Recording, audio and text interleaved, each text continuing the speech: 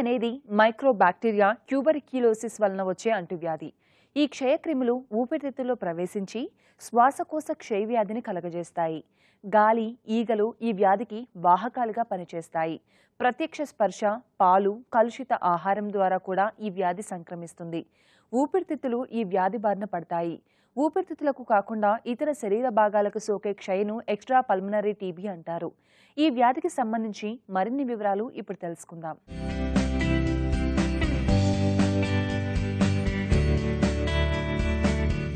TB, దీన్నే క్షయవ్యాధి అంటారు. ఇది ఒక అంటువ్యాధి. ఈ వ్యాధి ఏ వ్యక్తికైనా సోకే ప్రమాదం ఉంది.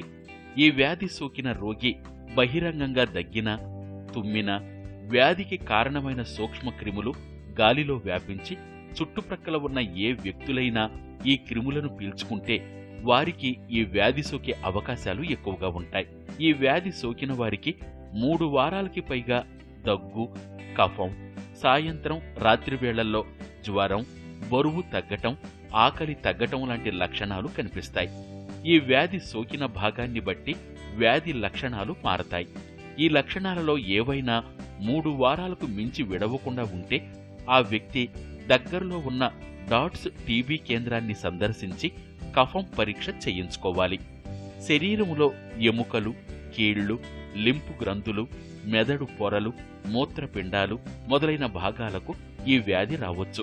ప్రపంచ ఆరోగ్య సంస్థ నివేదిక ప్రకారం ఈ వ్యాధి ద్వారా జరిగే మరణాలు ఎక్కువగా ఉన్నాయి. ప్రపంచ దేశాలతో పోలిస్తే మన దేశంలోనే ఈ మరణాలు ఎక్కువ.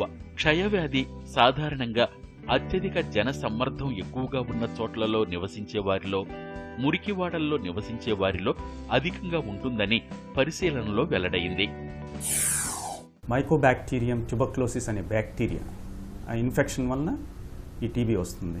ఇతరత్ర బ్యాక్టీరియాలో వచ్చే న్యూమోనియా కానీ, లంగ్ ఇన్ఫెక్షన్ అంటే ఊపిరితిత్తులకు వచ్చే ఇన్ఫెక్షన్, ఇవి మనం చూసుకుంటే వచ్చి ఒక వారం రోజుల్లో తగ్గిపోవడం, లేదంటే మందులు వాడినా, వైరల్ అయితే మందులు వాడకున్నా కూడా 4-5 రోజుల్లో కుదుటపడి తగ్గిపోవడం ఉంటుంది. కానీ ఈ మైకోబాక్టీరియం అనేది ఉద్రాణంగా ఇమ్యూనిటీ అంటే రోగ నిరోధక శక్తిని కొద్దిగా అంతం చేసి ప్రొలాంగ్డ్ ఇన్ఫెక్షన్ లాగా వస్తుంది.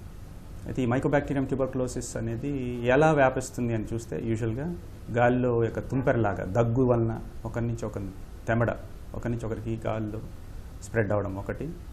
లేదు ఇమ్యూనిటీ లో ఉన్న వాళ్ళల్లో మనం చూస్తే ఎవరైనా చిన్న పిల్లల్లో కానీ, లేదంటే ఏజ్డ్ ముసలి వాళ్ళలో కానీ, ప్రెగ్నెన్సీలో ఉన్నవాళ్ళు, లేదంటే యాక్సిడెంట్ ఇట్లా ఉండి సర్జరీ ఇట్లా ఈ హాస్పిటల్లో ఎక్కువ కాలం ఉన్న వాళ్ళల్లో, ఇంత డయాబెటీస్ ఉన్న వాళ్ళల్లో, లేదంటే రీనల్ ట్రాన్స్ప్లాంట్ పేషెంట్స్, ఇతరత్ర ఎనీ కండిషన్, ఎలాంటి కండిషన్ కూడా బాడీ యొక్క రోగ నిరోధక శక్తి, బాడీ యొక్క ఫైట్ చేసే తత్వాన్ని తగ్గిస్తే అలాంటి సిచ్యువేషన్లో ఇది యాక్చువల్గా అటాక్ చేసే ఛాన్స్ ఎక్కువగా ఉంటుంది.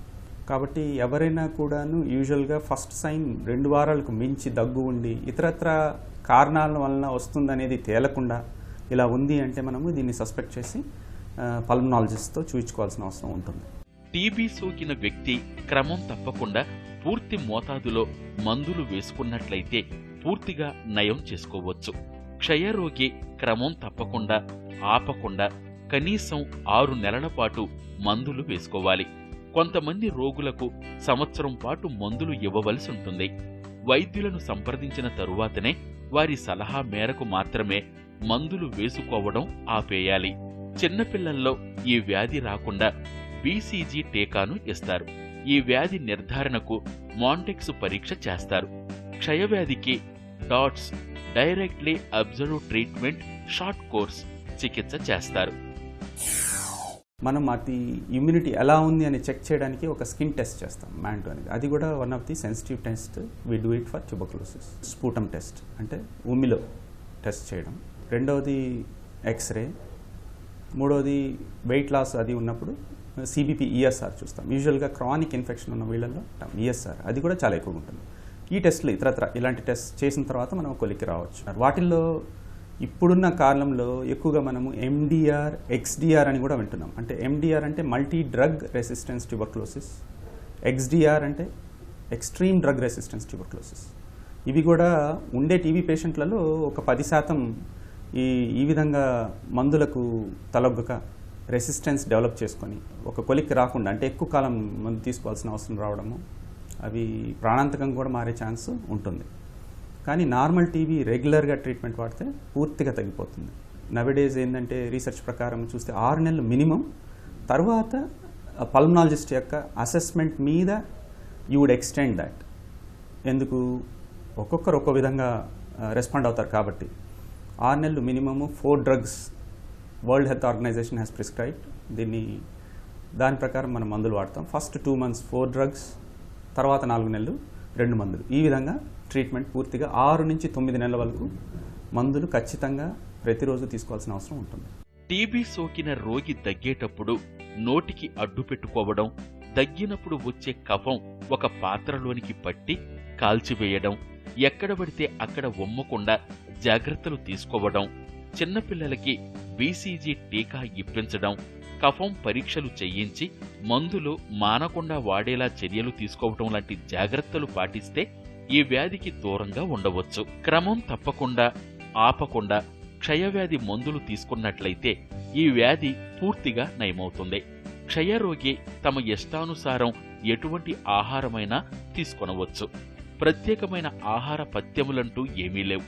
పౌష్టికాహారం తీసుకుంటే కొంత వ్యాధి నిరోధక శక్తి పెరుగుతుంది.